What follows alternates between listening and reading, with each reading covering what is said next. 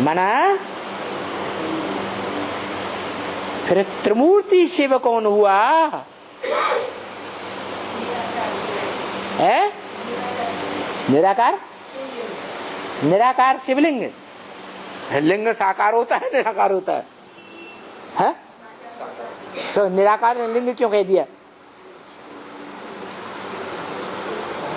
ये तो बोला मेरे लिंग की ही पूजा होती है और देवताओं के अन्य इंद्रियों की ही पूजा होती है। कमल मुख, कमल हस्त, कमल पाद, कमल नयन, लेकिन मेरा लिंग ही पूजा जाता है। तो कौन बोला है? आत्माओं का बाप बोला क्या? नहीं, उसको तो नाक आंख कान कोई भी इंद्रिय नहीं है। षष्ठी पर जिस मुकर्रर रथ में प्रवेश करता है वो मुकर्रर रथधारी आत्मा तीनों रूप कंबाइन में धारण करती है। नारायण वाली आत्मा संपूर्ण हीरा, हीरो पार्टधारी चैतन्य आत्मा, और लिंग रूप साकार कौन?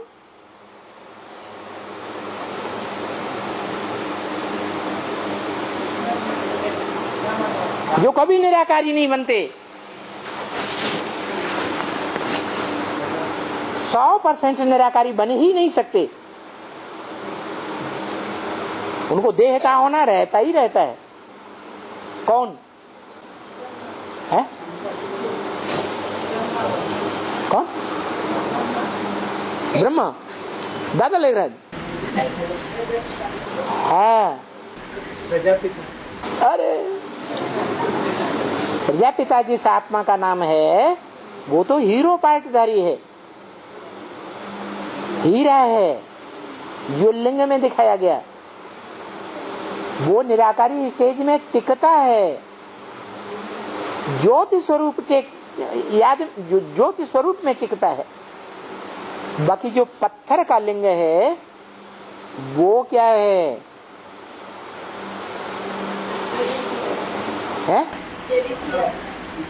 कौन से शरीर? मनुष्य सृष्टि के बाद बाप है। मनुष्य सृष्टि के बाद शरीर के बाद जो मनुष्य शरीर का, मनुष्य सृष्टि का बाप है वो प्रजापिता नहीं है।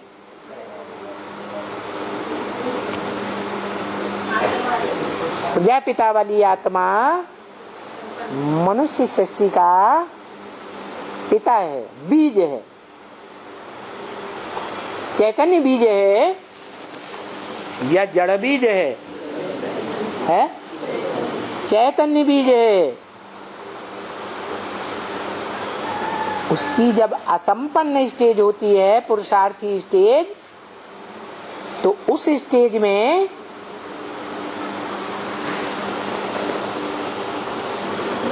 वो स्त्री रूप भूलता नहीं। जिस रूप में सारा जड़ जंगम सरसा संसार समाया हुआ है, सारे ही जड़ प्राणी जो चैतन्य आत्माएं होते हैं वो जड़त्वमयी बुद्धि वाले होते हैं या चैतन्य बुद्धि होते हैं? है? क्या होते हैं? जड़त्वमयी बुद्धि होती है। वो मनन चिंतन मंथन करते हैं क्या? नहीं करते। ऐसे ही जो लक्ष्मी और जगदम्बा का पाठ बजाने वाली आत्माएं हैं, जिनके स्वभाव संस्कार मिलकर के, जगदम्बा के स्वभाव संस्कार मिलकर के लक्ष्मी समान हो जाते, और लक्ष्मी के स्वभाव संस्कार मिलकर है जगदम्बा, वो तो हो ही जाते हैं। लेकिन दोनों मिलकर के एक हो जाते हैं तो विष्णु कहा जाता है। वो विष्णु एक है या अलग अलग आत्माएं हैं? है?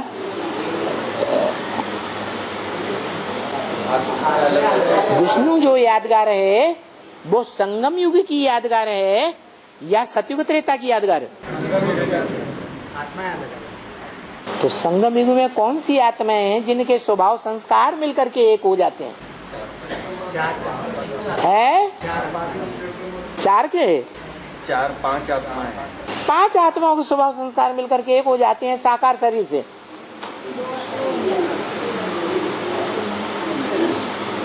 तीन ही आत्माएं हैं, एक मनुष्य सृष्टि का पिता चैतन्य बीज और दूसरी माताएं, जो दोनों माताएं मिलकर एक स्वभाव संस्कार की बन जाती है महालक्ष्मी।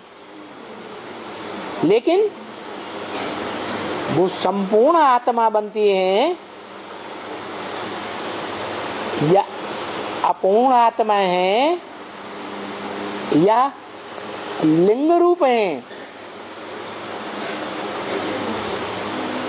लिंग रूप जड़त्वमयी बुद्धि की यादगार है या चैतन्य बुद्धि की यादगार? तो जड़त्व रूप की यादगार है लिंग, जगदम्बा और लक्ष्मी, और उन दोनों में समाया हुआ है कौन? शिव नहीं, जो शिव समान बन गया मनुष्य सृष्टि के बाप जो बोला है मत योनि ही महत ब्रह्म तस्मिन गर्भम ददाम्यहम्, उनमें मैं ज्ञान का बीज डालता हूं। वो स्वयं ज्ञानी नहीं है। कौन? लक्ष्मी और जगदम्बा, उनमें ज्ञान का बीज कौन डालता है? लक्ष्मी को ज्ञान किससे मिलता है? नारायण से मिलता है।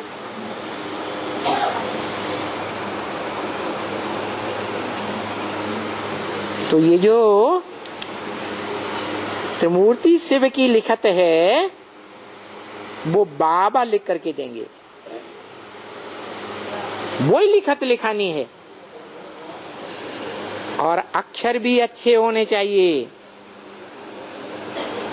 ये जो अक्षर लिखे हुए हैं त्रिमूर्ति में अच्छे नहीं है। क्यों? इनका सही अर्थ नहीं बैठता है। इनकी यादगार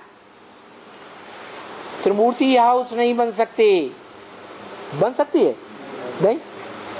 त्रिमूर्ति हाउस एक है या अलग अलग हाउस है? और एक ही मूर्ति है या 3 अलग अलग मूर्तियां हैं? है? एक ही मूर्ति की यादगार जो गीता में लिखा है अव्यक्त मूर्तिना, ये शिवलिंग अव्यक्त मूर्ति है। अव्यक्त माने आंखों से देखने योग्य नहीं है, क्योंकि लिंग तो साकार में है। अव्यक्त कहाँ है? अरे इंद्रियां नहीं दिखती। हाँ, क्योंकि मन बुद्धि की स्टेज ऐसी है कि इंद्रियों का भान नहीं है।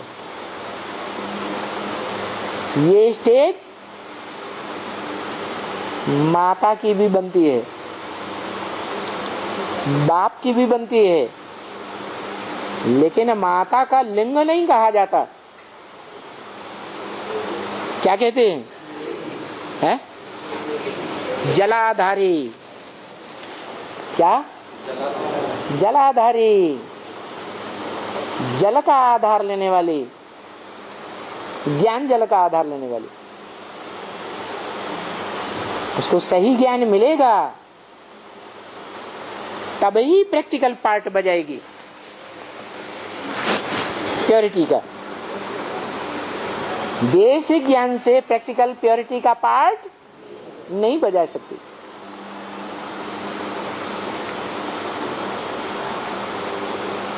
जब पार्ट बजाती है प्रैक्टिकल में तब ही नाम होता है लक्ष्मी। मी माने मुझको, लक्ष्य माने एम ऑब्जेक्ट प्राप्त हुआ। तो कैसे एम ऑब्जेक्ट प्राप्त होता है? जब ज्ञान का बीज पड़ता है। माता का एम ऑब्जेक्ट क्या है?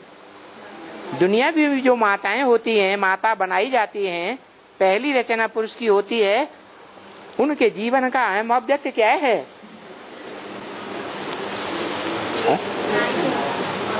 अरे बाप का बीज धारण करना, और प्रैक्टिकल में से बच्चे के रूप में संसार के सामने प्रत्यक्ष करना।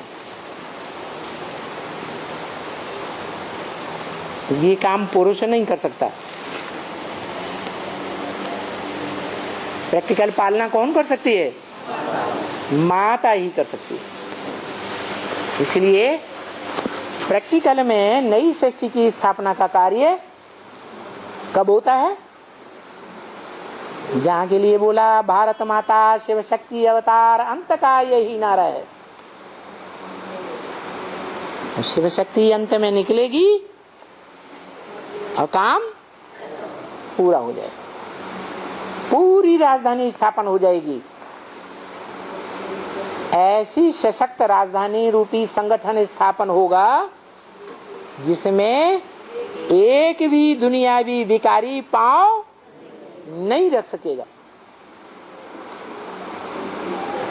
ऐसी प्योरिटी की यूनिटी वाला वातावरण बनेगा उस राजधानी में, जो इस बार अव्यक्त वाणी में भी बोल दिया। अव्यक्त बाप दादा ने क्या बोला? दिल्ली में है बाप राजधानी स्थापन कर रहे हैं। एक बार नहीं, बार बार बोला, और ब्रह्मा कुमारियों ने बार बार मुंह बंद कर दिया। बाबा आप दिल्ली में नहीं बैठे हैं, आप माउंट आबू में बैठे, जैसे बाबा कुछ जानते ही नहीं।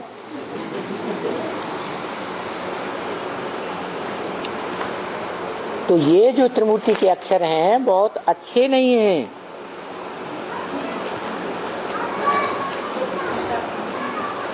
क्योंकि यहाँ सिर्फ याद करने के लिए नहीं है। ऐसे नहीं कि हेर पड़ जावे। यहाँ ही आना है, यहाँ आकर के याद करना है।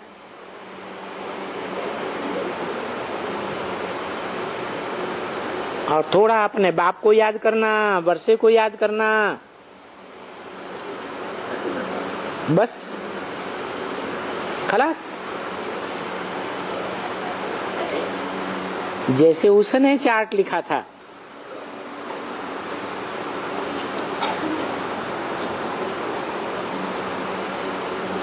ऐसे तुम बच्चों को भी चार्ट लिखना है।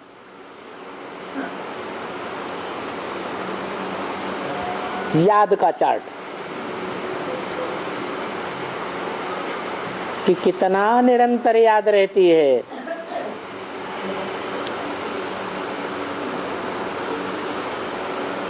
और बाबा सिर्फ तुम्हारे लिए नहीं कहते हैं, सब बच्चों के लिए कहते हैं।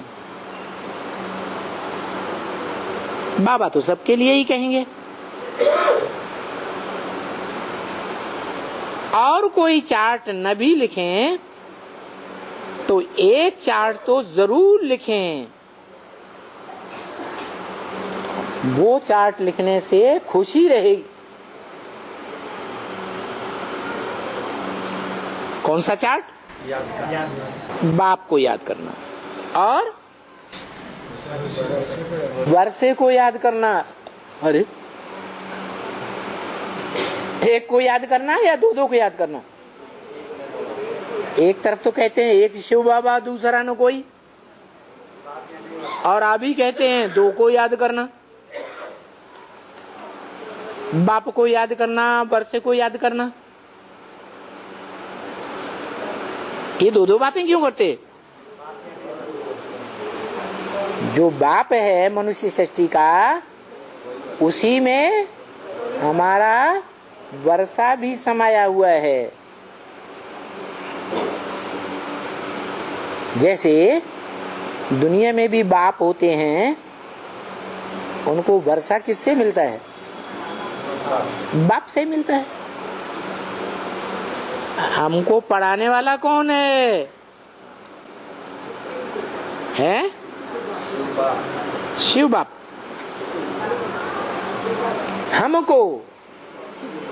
हमको माने एक या ज्यादा? ज्यादा। तो जो ज्यादा हैं पढ़ने वाले, उनको पढ़ाने वाला कौन है? क्या पढ़ाता है? सिर्फ ज्ञान पढ़ाता है, थ्योरी पढ़ाता है?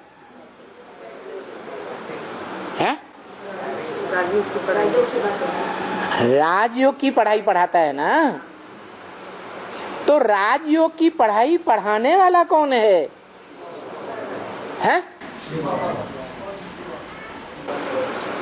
राजयोग की पढ़ाई पढ़ाने वाला शिव बाबा है। साकार और निराकार का मेल। सिर्फ निराकार राजयोग की पढ़ाई नहीं पढ़ाता, वो प्रैक्टिकल में राजयोगी है।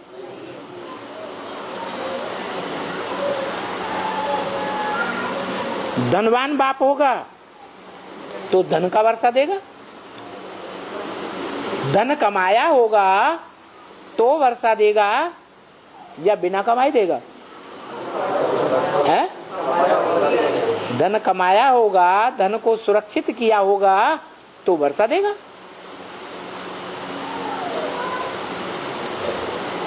यहाँ राजयोग की पढ़ाई है। जिस राजयोग से क्या मिलता है?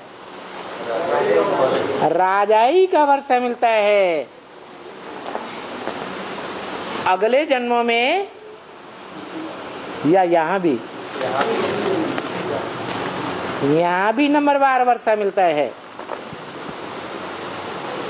और भविष्य में भी नंबरवार ही वर्षा मिलता है राजाई का। तो ऐसी राजाई का वर्षा देने वाला कौन, पढ़ाने वाला कौन? शिव बाबा। शिव बाबा।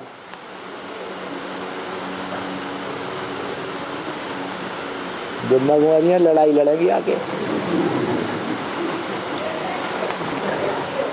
तो जैसे कि और सब कुछ धंधा करते हुए ये सेकंड का कोर्स उठाया है। क्या सेकंड का कोर्स कौन सा?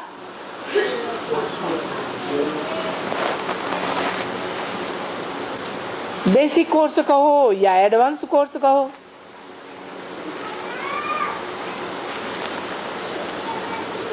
किसका परिचय दिया जाता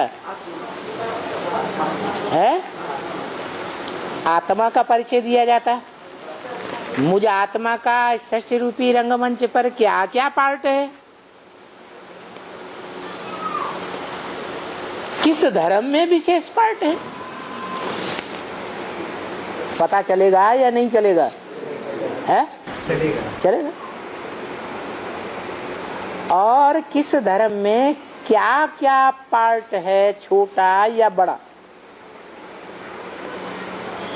नहीं तो बाप कहते हैं जो पार्टधारी अपने पार्ट को न जाने, रंगमंच पर बिना पार्ट को जाने ही खड़ा हो जाए तो उसको क्या कहेंगे? बेवकूफ पार्टधारी।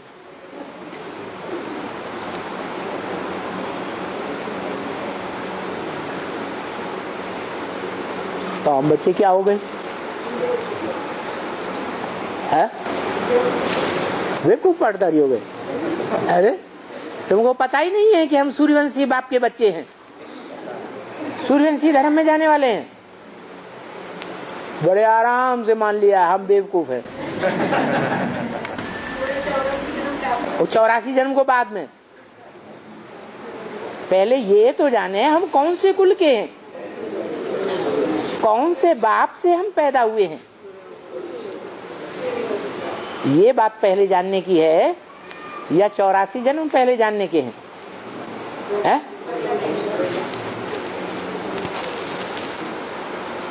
बाकी कोर्स तो सेकंड का है।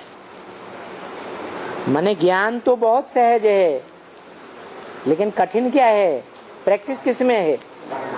मेहनत सारी याद में है। याद करने का कोर्स और कोई कल्याण तो करते हैं ना। ये बैठे हैं,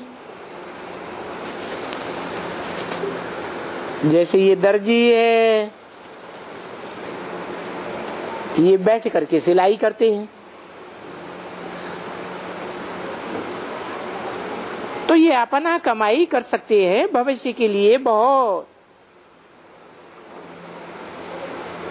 ऐसे ब्राह्मण परिवार में जो भी बाप के बच्चे हैं, उनके कपड़ों की सिलाई करेंगे तो सेवा करेंगे या डिसर्विस करेंगे? सेवा का मेवा मिलेगा। जितनी चाहे उतनी कमाई कर सकते हैं। अगर तकदीर है तो ये कमाई करते रहेंगे, तकदीर नहीं होगी तो क्या होगा? हाँ, सिकील दे बच्चों प्रति माता पिता बाप दादा का याद प्यार और गुड नाइट।